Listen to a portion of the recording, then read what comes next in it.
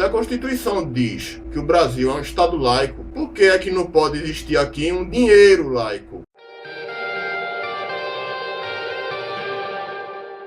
Olá galera, depois de um chamado da Liga Humanista Secular do Brasil, de onde eu sou membro, aos vloggers em geral, para se manifestarem sobre o absurdo de a Advocacia Geral da União ter derrubado a decisão do Ministério Público Federal de retirar a famigerada frase "Deus seja louvado" das cédulas de real, eu venho aqui fazer a frente e declarar: eu também quero um dinheiro laico. E para ajudar a realizar esse desejo, eu arregacei as mangas e gravei esse vídeo aqui, dividido em duas partes, para não ficar um só vídeo longo demais.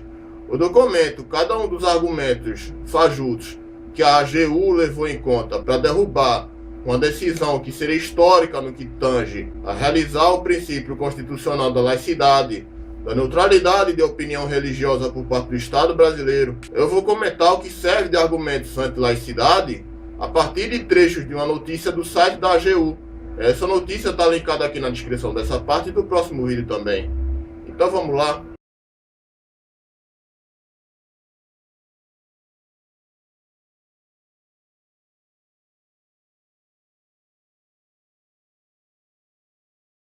A gente aqui tem uma falácia non sequitur, que consiste em dar um argumento cuja premissa e conclusão não tem nada a ver uma com a outra.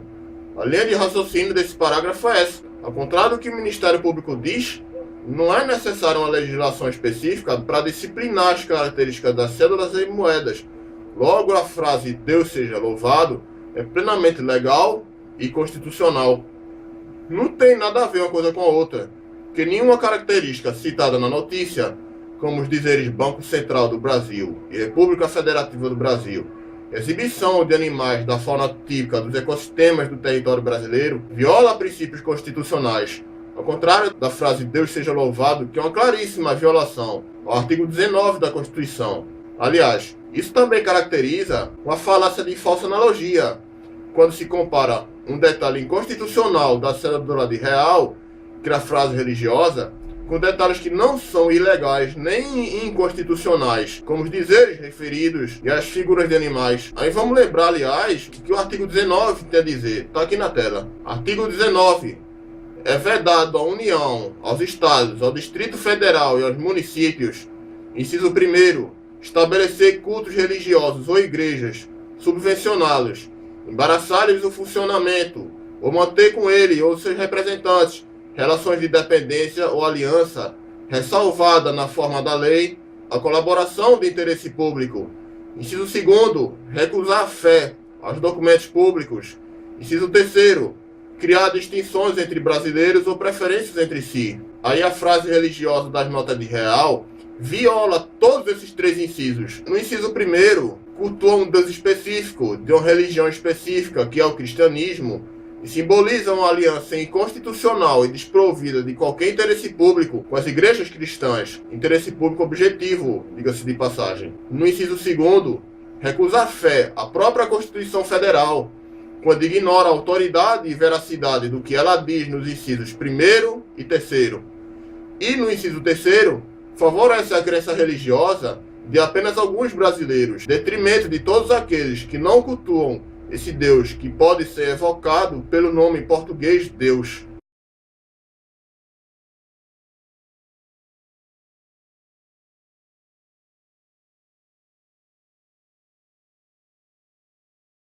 Em primeiro lugar, a frase ofende sim a ausência de fé teísta de alguns e a fé em outros deuses de tantas outras pessoas.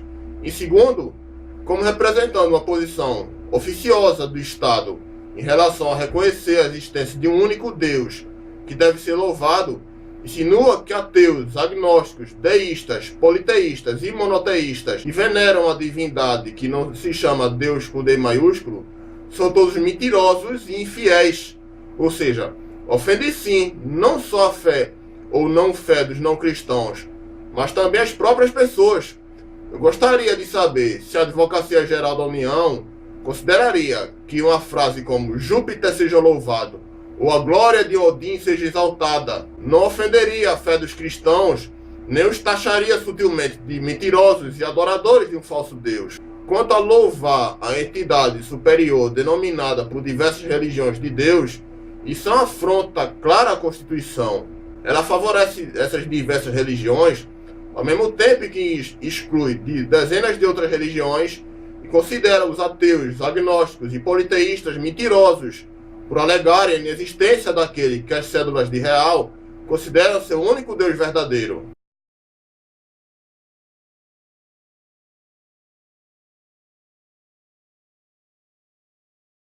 Esse argumento de que o preâmbulo da Constituição Federal invoca a proteção desse Deus, que é exclusivo de algumas religiões e alguns brasileiros, não condiz com o que o direito fala. Daí eu faço minhas as palavras do advogado Cláudio Colnago. O preâmbulo constitucional integra o texto constitucional, mas não possui força normativa porque da sua leitura isolada não é possível a formação de nenhuma norma jurídica com a tradicional estrutura sintática de antecedente e consequente, dado o fato F, dever-se a consequência jurídica C. Daí a necessidade de articular os valores lançados no preâmbulo com outros enunciados constitucionais, com vista à elaboração de normas jurídicas.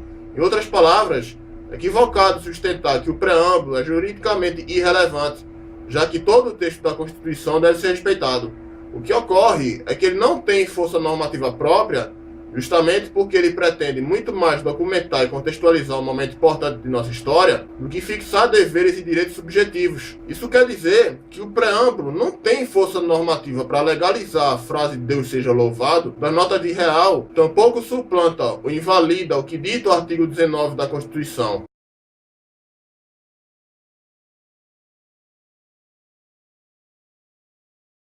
Então, o artigo 19 da Constituição Federal não é verossímil, não é algo real, nem aplicável à realidade. Parabéns, gênios, com J. Minha resposta à Advocacia Geral da União continua na parte 2 desse vídeo.